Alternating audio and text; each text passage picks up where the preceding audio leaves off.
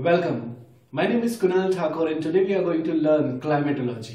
Climatology में सबसे पहले हम एयर प्रेशर सिस्टम देखेंगे, उसके बाद विंड सिस्टम देखेंगे, उसके बाद एटमॉस्फेयर के अलग अलग फेनोमेना देखेंगे। तो सबसे पहले देखते हैं एनर्जी के बारे में। हमारी पृथ्वी पे जितनी भी एनर्जी हमें पता ही है सन से आती है। तो एक्चुअली सन है क्या? तो सन हमें पता ही है कि वो स्फेरिकल हॉट गैसियस मास है। नाउ सन अपने अंदर से जो भी स्पेस में एनर्जी को रेडिएट करता है उसे सोलर रेडिएशन कहते हैं।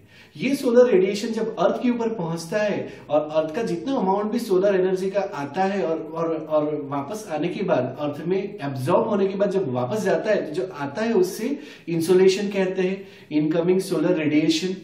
और जब वापस जा रहा होता है तो उसे टेरेस्ट्रियल रेडिएशन कहते हैं। ये जो टेरेस्ट्रियल रेडिएशन होते हैं उसके कारण अर्थ जो है वो वार्म अप होता है। टेरेस्ट्रियल रेडिएशन की वजह से कुछ गैसेस होती है, ग्रीन हाउस गैसेस होती है जो उसको एब्जॉर्ब करती है और उसके बाद एटमॉस्फेयर को गर्म करती है। नाउ अगर हम देखें जहां जहां इंसुलेशन ज्यादा होगा वहां पे ज्यादा गर्मी होगी और जहां पे कम होगा वहां पे टेम्परेचर कम होगा। तो हमें पता ही है कि हमारे अर्थ में जो इक्वेटोरियल रीजन है 0 डिग्री के आसपास का रीजन है वहां पे टेम्परेचर बहुत ही हाई होता है और जो पोलर एरिया है 90 डिग्री के आसपास वहां पे टेम्परेचर कंपेरेटिवली लो रहता है। तो अगर हम देखें there are 7 pressure belts on the entire earth. अगर हम देखें, अगर आप पॉज करके इसको देख भी सकते हैं, इक्वेटोरियल लो प्रेशर बेल्ट है, सब ट्रॉपिकल हाई प्रेशर बेल्ट है, सब पोलर लो प्रेशर बेल्ट है, हाई प्रेशर बेल्ट है पोलर का, और ऐसा ही कॉरस्पॉन्डिंगली नॉर्दर्न हेमिस्फीयर में भी है। इसी चीज को समझेंगे। तो ये 7 प्रेशर बेल्ट कैसे बने? तो सबसे पहले इक्वेटोरियल लो प्रेशर बेल्ट है और northern polar high pressure belt और southern polar high pressure belt है, उसे थर्मली इंड्यूस्ड बेल्ट कहा जाता है। क्यों? क्योंकि मेनली वो टेम्परेचर के कारण बनता है। इक्वेटर की अगर हम बात करें तो इक्वेटर पे इंसोलेशन बहुत ही ज्यादा आता है, इसलिए यहाँ पे एनर्जी सरप्लस रहती है। और हमें पता है कि जहां पे टेम्परेचर बहुत ज्यादा होता है वहां पे प्रेशर हमेशा लो रहता है। तो पहला कारण हो गया इक्वेटर के ऊपर लो प्रेशर बेल्ट बनने का कि यहाँ पे टेम्परेचर बहुत ज्यादा है। दूसरा कारण है यहाँ पे सेंट्रीफ्यूगल फोर्स बहुत ही ज्यादा होता है, तो इसीलिए ये धक्का देता है और ऊपर की तरफ एटमॉस्फेयर जाता है। As a result low pressure create होता है यहाँ पे।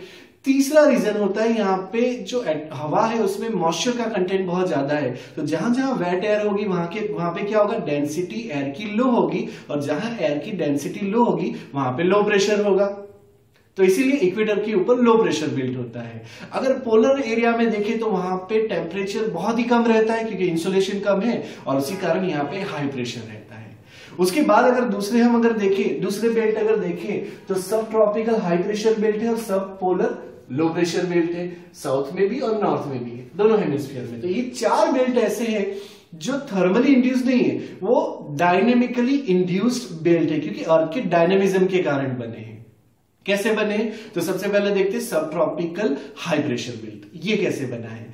तो हमें पता ही है कि जब लो प्रेशर इक्वेटर के ऊपर जो लो प्रेशर बनता है उसके कारण हवा जो है वो ऊपर की तरफ जाती है, और ऊपर की हवा जब हॉरिजॉन्टल मूवमेंट कर रही होती है ऊपर के लेयर में, तो सब ट्रॉपिकल एरिया के ऊपर आते ही वो नीचे की तरफ आना चालू कर देती है क्योंकि कंपैरेटिवली यहाँ पे नीचे सब ट्रॉपिकल एरिया में हाई प्रेशर बेल्ट इसको मिलता है इसके कारण।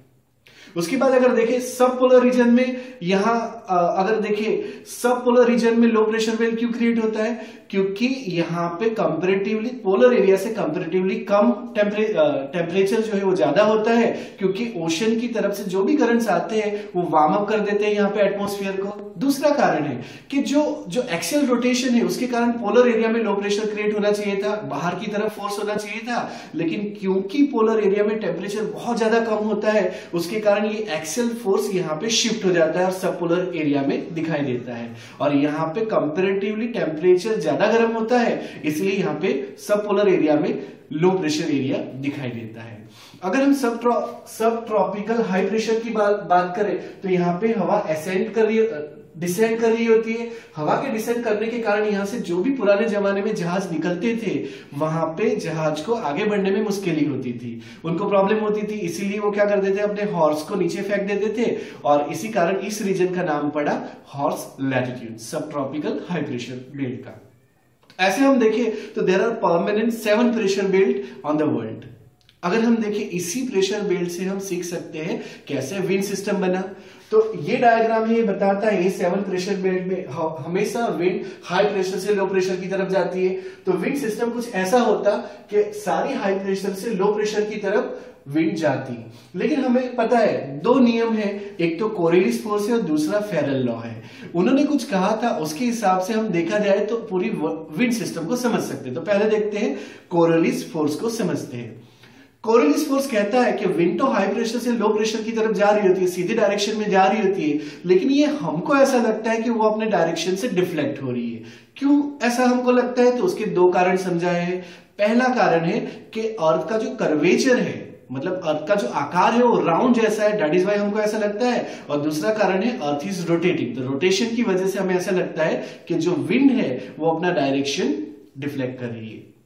फेरल ने बोला है कि नॉर्दर्न हेमिस्फीयर में ये हमेशा राइट हैंड डायरेक्शन में डिफ्लेक्ट करती है, ऐसा दिखाई देगा, और साउदर्न हेमिस्फीयर में हमेशा लगेगा कि ये अपने लेफ्ट हैंड डायरेक्शन में मूव कर रही है।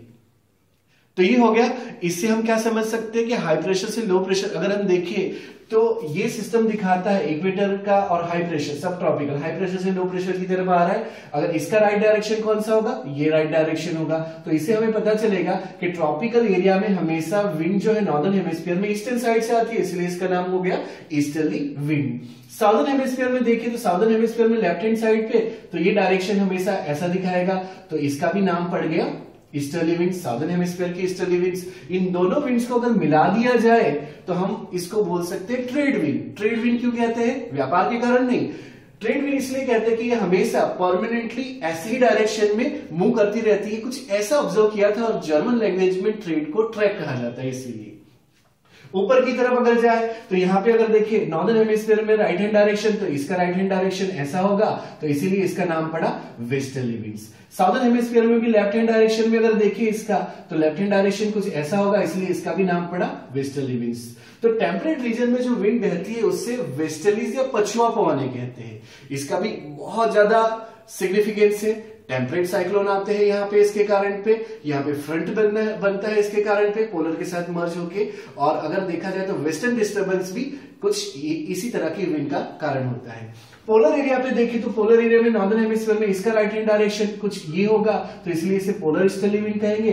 और नीचे भी अगर इसका लेफ्ट हैंड डायरेक्शन देखा जाए साउदर्न हेमिस्फीयर में तो कुछ ऐसा दिखेगा, और इसीलिए इसे पोलर ईस्टर्ली विंड्स कही जाती है। तो इस डायग्राम में हम देख सकते हैं, आप पॉज करके देख सकते हो कि सारे नाम हमने दिए हुए हैं कि जो ईस्टर्न जो इक्वेटोरियल रीजन है उसे ईस्टर्ली विंड्स कहेंगे, ऊपर का रीजन है उसे वेस्टर्ली विंड कहेंगे, और इस दोनों विंड को पोलर ईस्टर्ली विंड्स कहा जाता है। तो ऐसे हम देखेंगे कि देयर आर, इस पूरे कैलकुलेट करें तो 6 परमानेंट विंड हमको मिलती है। तो there are 7 pressure belts and 6 permanent wind that we can observe from this discussion. So आज के लेक्चर में इतना ही रखते हैं, बाकी आने वाले लेक्चर में दूसरी चीज देखेंगे, इसको डिटेल में देखेंगे। तब तक के लिए धन्यवाद, थैंक यू।